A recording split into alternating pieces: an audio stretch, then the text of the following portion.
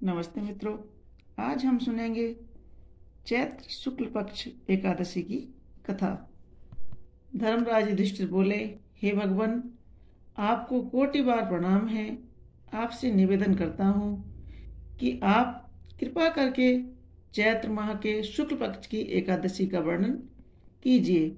श्री कृष्ण भगवान बोले कि हे राजन, आप एक पुरानी कथा सुनिए जिसको राजा दिलीप से वशिष्ठ जी ने कही थी।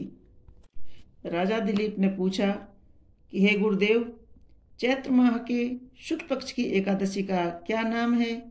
इसमें किस देवता की पूजा होती है तथा इसकी क्या विधि है, सो कहिए। महेश्वरी वशिष्ठ जी बोले, हे राजन, चैत्र मास के शुक्ल पक्ष की एकादशी का नाम कामदा है। यह पापों को नाश कर देती है और पुत्र की प्राप्ति होती है।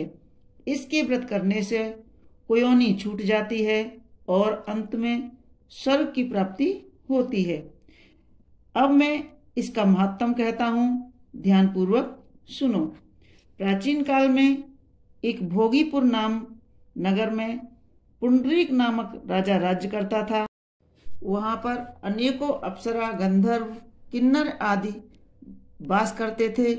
उसी जगह ललिता और ललित नाम के दो स्त्री पुरुष अत्यंत वैभवशाली घर में निवास करते हुए विहार किया करते थे।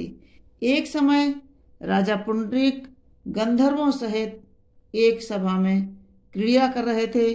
उस जगह ललिता गंधर्व भी उसी के साथ गाना गा रहा था और उसकी प्रियतमा ललिता उस जगह नहीं थी। इससे वह उसको याद करने के कारण अशुद्ध गान गाने लगा। नामराज ककोटक ने राजा पुंडरीक से उसकी चुगली खा दी। इस पर राजा पुंडरीक ने ललित को श्राप दे दिया कि अरे दुष्ट, तू मेरे सामने गाता हुआ भी अपनी स्त्री का स्मरण कर रहा है। इससे तू कच्चे मांस और मनुष्य को खाने वाला राक्षस होगा। राजा पुंडरीक के श्राप से वह ललित गंधर्व उसी समय एक विकराल राक्षस हो गया। उसका 8 योजन का शरीर हो गया। राक्षस हो जाने पर उसको महान दुख मिलने लगे और अपने कर्म का फल भोगने लगा। जब ललिता को अपने प्रीतम ललित का ऐसा हाल मालूम हुआ तो वह बहुत दुखी हुई। वह सदैव अपने पति के उद्धार के लिए सोचने लगी कि मैं कहाँ जाऊं और क्या करूं। एक दिन वह घूमते घूमते विंध्याचल पर्वत पर गई। उसने उस जगह श्रृंगी ऋषि का आश्रम देखा। वह शीघ्र ही आश्रम के पास गई। उस ऋषि के सम्मुख जाकर विनय करने लगी। उसे देखकर श्रृंगी ऋषि बोले, हे सुभगे, तुम कौन हो और यहाँ किस लिए आई हो? ललिता बोली, हे मुनि, मैं वीर धनवा नामक गंधर्व की कन्या हूँ, ललिता हूँ। मेरा पति राजा पुंडरीक के श्राप से एक भयानक राक्षस हो गया है। आप राक्षस योनि से छूटने का कोई श्रेष्ठ उपाय बताइए। तब श्रृंगी ऋषि जी बोले, अरे गंधर्व कन्या ललिता, अब चैत्र माह के शुक्ल पक्ष की एकादशी आने वाली है। उसका नाम कामदा एकादशी है। उसके व्रत करने से मनुष्य के समस्त कार्य सिद्ध हो जाते हैं। यदि तू उसके व्रत के पुण्य को अपने पति को देती है तो वह शीघ्र ही राक्षस योनि से छूट जाएंगे।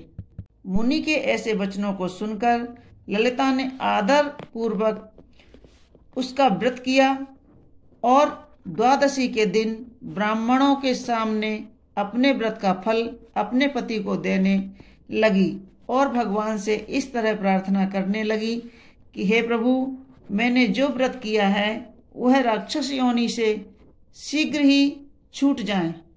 एकादशी का फल देते ही उसका पति राक्षस योनि से छूट गया और अपने पुराने स्वरूप को प्राप्त हुआ। वह पहले की भांति ललिता के साथ विहार करने लगा।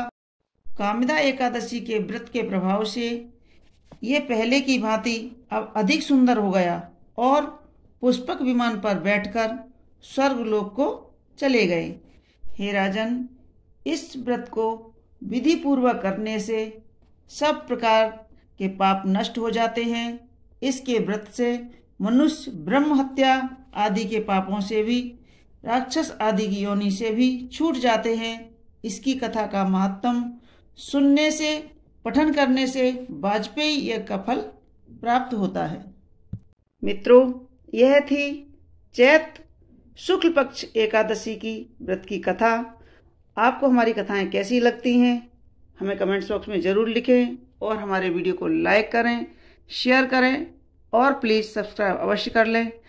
और एकादशी की कथाओं की प्लेलिस्ट भी उपलब्ध है, आप उसे भी 12 महीने की एकादशी की कथाएं हमारे चैनल पर जाकर सुन सकते हैं। धन्यवाद।